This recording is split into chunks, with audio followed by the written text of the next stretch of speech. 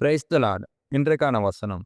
வழிப்போக்கர் யாவரும் உன் பேரில் கை கொட்டுகிறார்கள். எருசலேம் குமாரத்தியின் பேரில் ஈசர் போட்டு தங்கள் தலைகளை துலுக்கி பூரண வடிவும் சர்வ பூமியின் மகிழ்ச்சியுமான நகரம் இதுதானா என்கிறார்கள். எருசலேம் நகரத்தை பற்றின வசனம் தான் இது, வார்த்தை தான் இது.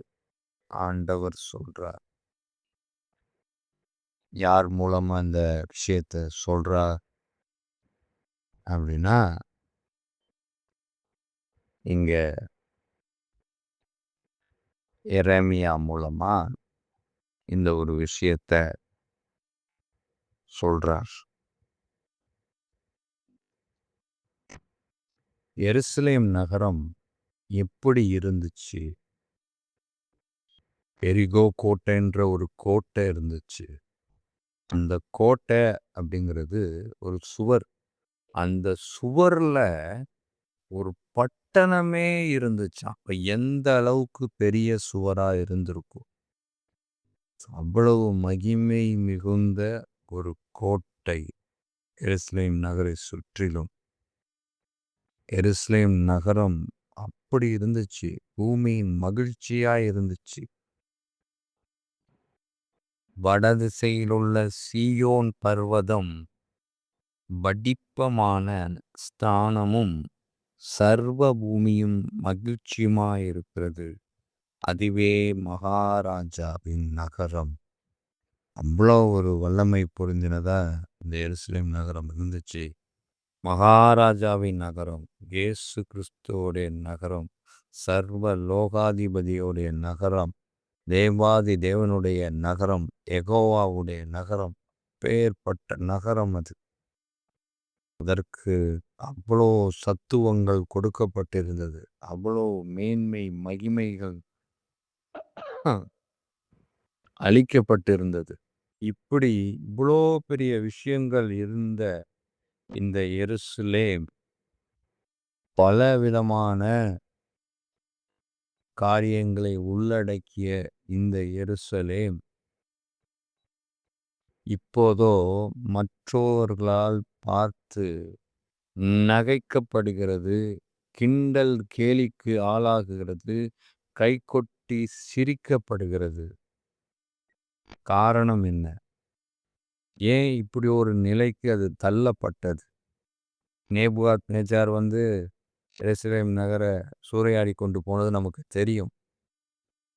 இங்க இருந்த இஸ்ரவேலர்களை சிறைபிடித்து கொண்டு போனது நமக்கு தெரியும். ஆலயத்தை தீக்கிரையாக்குனது நமக்கு தெரியும். ஏன் இதெல்லாம் நடந்துச்சு?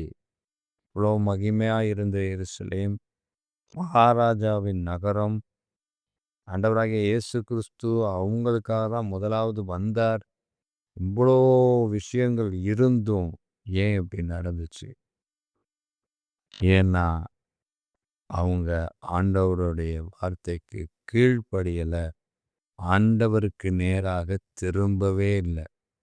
எப்பவும் அவங்களுடைய சிந்தனை, எண்ணம், நோக்கம், செயல் எல்லாம் எதை பற்றி இருந்துச்சு அப்படின்னா, எகிப்தை பற்றி மட்டுமே இருந்துச்சு. எகிப்துல கொமுட்டிக்காய் கிடைச்சிச்சு, எகிப்துல அது கிடைச்சிது, எகிப்துல இது கிடைச்சிது. எகிப்துன்றது உலகம். உலக வாழ்க்கையில நான் சுகபோகமா வாழ்கிறேன். எங்க சுகபோகமா வாழ்ந்தாங்க? அடிமைத்தனத்துல தான் இருந்தாங்க. அப்படி இருந்தும் கூட அது அடிமைத்தனங்கிறத உணராம, நான் எனக்கு அங்க இருந்தா அது கிடைச்சிருக்கும், இங்க இருந்தா இது கிடைச்சிருக்கும். ஆனா உங்கள்ட்ட என்ன பிரயோஜனம்? நீங்க வனாந்திரத்தின் வழியா நடத்தி கொண்டு வரீங்க. 40 ஆண்டு காலமா நாங்க நடந்து வந்து கொண்டிருக்கிறோம். எங்களுக்கு சரியான உணவு இல்ல, அது இல்ல, இது இல்லன்னு. ஆண்டவர் எல்லாத்தையும் குடுத்தாரு தான். ஆனா உடனே எல்லாத்தையும் செய்யல. இல்ல அதுக்கான நேரம் வரும்போது சரியானபடி ஆண்டவர் செய்து கொண்டு தான் வந்தார். இருந்தாலும் அங்க அடிமைத்தனத்துல இருந்தாலும் உலகத்துல அது அவங்களுக்கு பெருசா தெரியல. ஆனா ஆண்டவருக்குள்ள வரும்போது வாழ்க்கை கொஞ்சம் வனாந்தரமா இருக்கு. இடுக்கமான வாசல் வழியா நடந்து பிரவேசிக்க வேண்டியிருக்கு. அப்படிங்கும்போது கஷ்டமா இருக்கு. ஏற்றுக்கொள்ள முடியல. ஆண்டவர் பல விஷயங்கள சொல்றாரு. அதெல்லாம் கேட்கிறதற்கு முடியல. இதெல்லாம் அவங்களால பொறுத்துக்கொள்ளவும் முடியல. நம்ம இஷ்டப்படி வாழலாம்னு நெனச்சா, நமக்கு ஒரு வழிய காமிச்சு, இப்படிதான் நடக்கணும் அப்படின்னு இவர் சொல்றாரே. இது எப்படி நம்ம வாழ முடியும்? நம்ம இஷ்டப்படி வாழ்வோம். இஷ்டப்படி போவோம். கண் போன போக்குல போவோம். கால் போன போக்குல போவோம். இஷ்டத்துக்கு வாழணும்ல. வாழ்க்கை ஒரு தடவ தானே. அந்த ஒரு தடவ எப்படி வேணாலும் வாழ்ந்துட்டு போகலான்னு நெனச்சாங்க. கடைசில முடிவு என்ன ஆச்சு? மற்றவர்களாய் கைகொட்டி சிரிக்கப்பட்டார்கள். கிண்டல் கேலிக்கு ஆளானார்கள். ஒரு மகிமையான அந்த நகரம் கேலி கூத்துக்கு ஆளானது. காரணம் இதுதான். எருசலேம் நகரை போன்று தான் இன்னைக்கு நாமும் இருந்து கொண்டிருக்கிறோம். ஆகையால் உங்கள் நிமித்தம் சீயோன் வயல்வெளியைப் போல் உழப்பட்டு, யார் நிமித்தம்? இஸ்ரவேலர்கள் நிமித்தம், ஆண்டவருக்கு கீழ்ப்படியாதவர்கள் நிமித்தம், கற்பனைகளை கைக்கொள்ளாதவர்களின் நிமித்தம், தன்னை மட்டும் நம்பி தேவனை நம்பாமல் மறுதலித்தவர்களின் நிமித்தம் எருசலேம் உழப்பட்டது. எருசலேம் மண்மேடுகளாய்ப் போனது. ஆலயத்தின் பர்வதம் காட்டு மேடுகளாய்ப் போனது. இதுதான். இதற்கு காரணம் வேற யாருமே கிடையாது. இதற்கு காரணம் அந்த எருசலேமோட ஜனங்கள். அவர்களால அந்த நகரமே சீக்கிரையாக்கப்பட்டுச்சு. ஏன்னா, அவங்க தேவனை விட்டு ரொம்ப தூரம் போயிட்டாங்க. அவங்களுக்கான தேவர்களை அவங்களே தேடிக்கொண்டார்கள். யாரு அவங்கள உண்மையா வழிநடத்தி அழைத்து வந்தாரோ அந்த தேவனை விட்டுட்டு வேற வேற தேவர்களை நாடி ஓடி போனார்கள். கற்பனைகளை கைக்கொள்ள விரும்பல. கீழ்ப்படுகிறதை ஏற்றுக்கொள்ளல.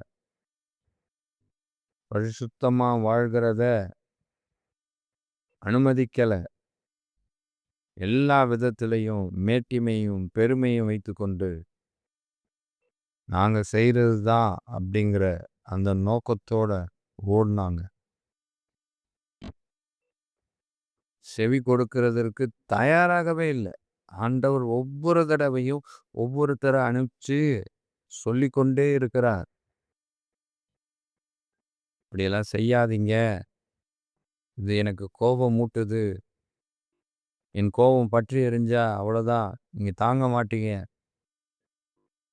தயவு செய்து இப்படி செய்யாதீங்க அப்படின்னு ஆண்டவர் எவ்வளவு சொன்னாலும் கேட்கிற பாடு இல்லை.